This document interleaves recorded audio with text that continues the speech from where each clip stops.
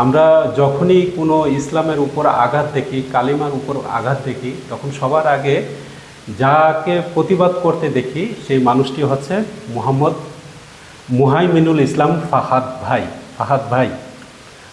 আহ, ইসলামের উপর আপনার যেই আন্তরিকতা, এই আন্তরিকতাটা কি কারণে বা কেন? আলহামদুলিল্লাহ,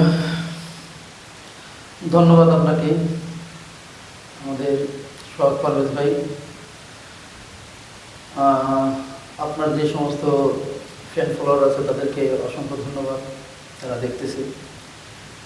এখন আপনি যে প্রশ্নটা করেছেন যে ইসলামের উপর আমার যে আগ্রহ এবং যে কোনো কাজে অগ্রগতি সামনে কাতারে থাকি, আসলে দিনী কাজে আমি মনে করি সবারই এগিয়ে থাকা দরকার। অবশ্যই। হকের পক্ষে বাতিলের বিপক্ষে সবসময় প্রত্যেকটা মুসলমানেরই এগিয়ে থাকা দরকার। তো আমি আমাদের যারা বড়রা আছে, আকাবিররা আছে, তাদের থেকে শিখেছি। কিছুদিন আগে আমরা দেখলাম যে কালিমার উপরে আহ, আঘাত এসেছিল, বিশেষ করে কেউ অবমাননা করেছিল। তো তখন সবার আগে দেখা গেছে আপনাকে প্রতিবাদ করার জন্য মাঠে নেমেছিলেন, প্রতিটা আয়োজনে ছিলেন। তো ওই ঘটনার পরিপ্রেক্ষিতে যদি কিছু বলেন, এই জিনিসগুলো কেন হচ্ছে? আসলে বিষয়টা হচ্ছে যে কালেমার পতাকা নিয়ে যে আমাদের দেশে বিভিন্ন স্থানে খেলা চলাকালীন বিভিন্ন দেশের পতাকা উত্তোলন করা হয়। তো সেই দৃষ্টিকোণ থেকে কালেমার পূজিত পতাকা এটাও আমাদের ভাই যারা আছে তারা উত্তোলন করেছিল। বিশেষ করে যাত্রাবাড়ি একটা ফ্লাইওভার ব্রিজের উপরে এরকম কিছু ছাত্র ভাইরা তারা উত্তোলন করেছিল। তো আইন শৃঙ্খলা বাহিনী সেটাকে নামিয়ে ফেলে। তো সেখান থেকে সূত্রপাত ঘটে। তো আমাদের কথা হচ্ছে যেখানে বিভিন্ন দেশের পতাকা যদি উত্তোলন করা হয়, তা কালিমা পূজিত পতাকা উত্তোলন করা যেতে পারে। তো অন্যান্য পতাকাকে অবমাননা করা হচ্ছে না, অথচ কালিমা লা ইলাহা ইল্লাল্লাহ এই পতাকাকে কেন অবমূল্যায়ন করা হচ্ছে? অবশ্যই। সেই জায়গা থেকে বিভিন্ন স্থানে আপনার কালেমার পতাকা নিয়ে মিছিল হয়েছে। তো আমরাও কয়েকজনে মিলে পরামর্শ করলাম যে আমাদের তো ভালো একটা হতে পারে। এটা হলে কি হয়, দেখা গেছে যে ইসলাম অবমূল্যায়নের জিনিস না, কালেমার অবশ্যই। পূজিত পতাকা এটা অবমূল্যায়নের জিনিস না, এটাও আমরা সমুন্নত রাখবো কালেমার পতাকা, যেহেতু অন্যান্য দেশের পতাকা উত্তোলন আছে। তো সেই দৃষ্টিকোণ থেকে আমরাও উপহারে একটা বাইক মহড়া দিতে চেয়েছিলাম। আচ্ছা, আচ্ছা। তো আলহামদুলিল্লাহ সময় যখন চলে আসলো, তারিখ নির্ধারণ হলো, মানুষকেও দাওয়াত দেওয়া হলো। তো মানুষ যে এত পরিমাণ কালেমার সারা পতাকা দিবে। দিকে সাড়া দিবে বা ধাবিত হবে, এটা আমাদের ধারণা ছিল না। আচ্ছা। প্রথমে আমরা কয়েকজন মিলেই এই কাজটা করা শুরু করলাম। তো আলহামদুলিল্লাহ অনেকে সাপোর্ট পেলাম। তো সেই দৃষ্টিকোণ থেকে আর কি করা, তো আলহামদুলিল্লাহ দিন ঘনিয়ে আসে, সময়ও আসে। তো আলহামদুলিল্লাহ দেখা গেছে আমাদের ধারণা ছিল যে সর্বোচ্চ 50টার মতো বাইক হবে। তো পরবর্তীতে আলহামদুলিল্লাহ সেটা 350 প্লাস হয়েছিল।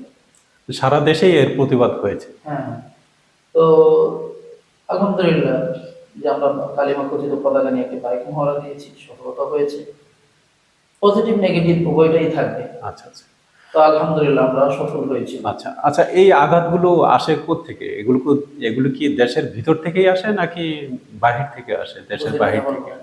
মানে এই যে ইসলামের উপর যে বিভিন্ন সময় বিভিন্নভাবে আঘাতগুলো আসে, হ্যাঁ, এগুলো কি আমাদের দেশের ভিতরের সমস্যা নাকি পার্শ্ববর্তী কোনো দেশের সমস্যা বা বিদেশি কোনো ইন্ধনদাতা আছে এর পিছনে? অবশ্যই ইসলামকে ধ্বংস করার জন্য ইহুদি নাসারা তো আছে, বাকি ভিতরের লোকও আছে। ভেতরের মদত পায় দেখি তারা এরকম আমাদের উপরে আগ্রাসন হতে পারে।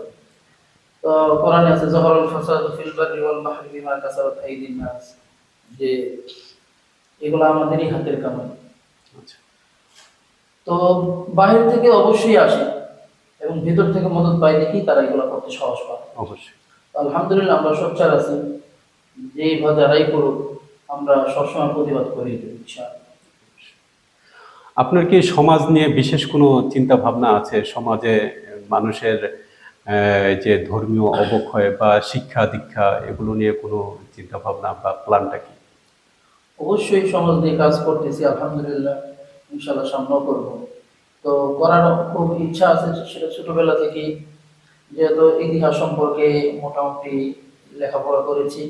তো আচ্ছা। ইতিহাস দেখলে পড়লে বোঝা যায়, পাওয়া যায় যে ইসলামে যে সমস্ত রাজা মহারাজারা বা সুলতানরা যারাই ইতিপূর্বে চলে গেছেন, তারা দিনের খেদমত এবং সমাজমূলক কাজ করেই তারা গেছে। তো অবশ্যই। সেখান থেকে আর কি অনুপ্রেরণা, তা আমারও আর কি সমাজ নিয়ে কাজ করার অনেক নিয়ত আছে। তো আলহামদুলিল্লাহ কাজ করতেছি, করবো। এবং দিনের ব্যাপারে যে কাজটা বললেন, কথাটা বললেন, দিনী কাজের দিনী শিক্ষার বিষয় নিয়ে, আলহামদুলিল্লাহ আমি যখন লেখাপড়া কমপ্লিট করি, তাকমিল শেষ করি যখন, তো আমি আমার এক উস্তাদের কাছ থেকে দেখা করার উদ্দেশ্যে আর কি আচ্ছা। গেছিলাম।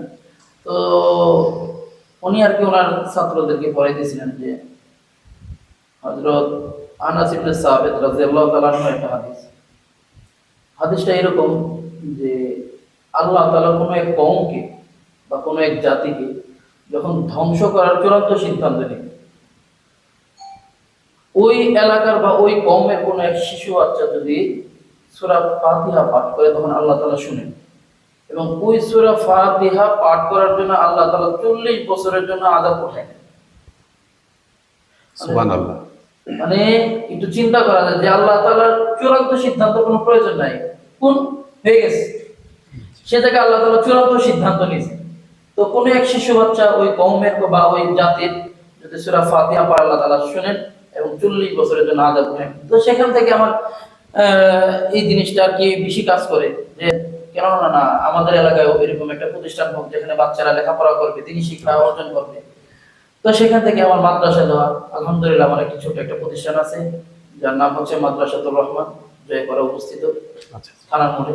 তো আলহামদুলিল্লাহ আমি দিনী শিক্ষার বিষয় নিয়ে বা দিনী শিক্ষা নিয়ে কাজ করতেছি। আচ্ছা। আলহামদুলিল্লাহ ডেভেলপ করার চেষ্টা করতেছি। বর্তমান যে জেনারেল শিক্ষা এবং আমাদের কওমি শিক্ষা যেগুলো আছে, এগুলো সমন্বয় আলহামদুলিল্লাহ বাচ্চাদেরকে পাঠাচ্ছি। এইভাবে আর কি কাজ করে যাচ্ছি ইনশাআল্লাহ। আচ্ছা, আপনার মানে দুহার নবাবগঞ্জ নিয়ে আপনার মূল্যায়নটা কি? অন্যান্য এলাকা থেকে এই উপজেলার মূল্যায়নটা কি? এইখানে কি আপনারা ওইরকম কোনো সুযোগ সুবিধা বা সমস্যা কি মনে হচ্ছে আপনার কাছে? এখন সুযোগ সুবিধা যারা উপরে নেতৃস্থানে যারা আছে, তারা এই ব্যাপারে আর কি যতটুকু তারা ছাড় দেয় ততটুকু নেওয়ার চেষ্টা করতেছি। এবং আমি চাই যে ধর্মীয় বিষয়ে এবং যারা খোদাভীরু বা আল্লাহর লাইনে আছে, আল্লাহর পথে আছে, জি। এদেরকে আরো মূল্যায়ন করা। আমার যতটুকু তাদেরকে যেভাবে মূল্যায়ন করা দরকার ওইরকম মূল্যায়ন করা হচ্ছে না। আচ্ছা। তো এরকম যদি মূল্যায়ন করা হয়, আলহামদুলিল্লাহ আমাদের দোহার নবাবগঞ্জ সাধারণ জনগণ আরো ভালো কিছু পাবে আমাদের থেকে। আচ্ছা। আচ্ছা। এখন কথা হচ্ছে যে আমি যদি ভালো না থাকি, আমি আরেকজনকে কিভাবে ভালো রাখবো? অবশ্যই। তো সরকারের কাছে কোনো আছে আপনার কোনো আবেদন বা বিশেষ নজর দেওয়ার জন্য এই এলাকায় কোনো বিশেষভাবে বঞ্চিত হচ্ছে কিনা কোনো? অবশ্যই সরকারের কাছে তো অনেক চাওয়া পাওয়া আমার। বর্তমান প্রাইম মিনিস্টার জনাব তারেক রহমান সাহেবের কাছে আমাদের অনেক চাওয়া পাওয়া। বিশেষ করে যেহেতু আমাদের দোহার নবাবগঞ্জের প্রথম আসন, সেই দৃষ্টিকোণ থেকে আমাদের এমপি মহোদয় আছে, তার কাছেও বলবো যে আহলে হক ওলামায়ে কেরামদের দ্বারা আপনারা কাজ নেন এবং তাদের দ্বারা কাজ নেওয়াতে আমি মনে করি আমানত ইনসাফ ঠিক থাকবে। অবশ্যই। তো দোহার নবাবগঞ্জে আমাদের সর্বোচ্চ নেতা যে আছেন আবু আশফাক সাহেব, তাকে বলবো যে ধর্মীয় বিষয়গুলা এগুলা আহলে হক ওলামায়ে কেরাম দ্বারা আপনি পরিচালিত করেন, তাহলে দোহার এবং নবাবগঞ্জ আরো এগিয়ে যাবে আমি মনে করি। ইনশাল্লাহ, ইনশাল্লাহ, অবশ্যই এটা সবারই চাওয়া, আমাদেরও চাওয়া, বিশেষ করে দুয়ারবাসী হিসেবে আমাদের সকলেরই চাওয়া যেন এই এলাকায় কোনো ধর্মীয় অনুভূতিতে কেউ যেন আঘাত না করে। যার যার ধর্ম সে শান্তিতে পালন করবে। হ্যাঁ, সবাই আমরা দেশের নাগরিক। তো দর্শক, এর জন্যই আমি বলতে চাই, সবাই আমরা দেশের নাগরিক, আমরা সবাই শান্তিতে থাকবো, ভালো থাকবো, কেউ কাউকে আঘাত করে কথা বলবো না। এবং ভাই সবসময় দেখা গেছে, ভাই সবসময় যে কোনো মানে কিছুতে, বিশেষ করে ধর্মের উপর যদি আঘাত আসে, ভাইকে সবচেয়ে বেশি সোচ্চার দেখা যায় এবং রাস্তায় নেমে আসে, প্রতিবাদ করে। তো এটা আমাদের সবারই করা উচিত। বিশেষ করে ধর্মটা অত্যন্ত গুরুত্বপূর্ণ, এটাতে যেন কেউ আঘাত না করে। আমরা যদি সমাজে শান্তিতে থাকতে চাই, ধর্মের উপর কোনো রকমের আঘাত আসতে পারবে না। ধর্মকে সবার উপরে রাখতে হবে এবং রাজনীতি মুক্ত রাখতে হবে।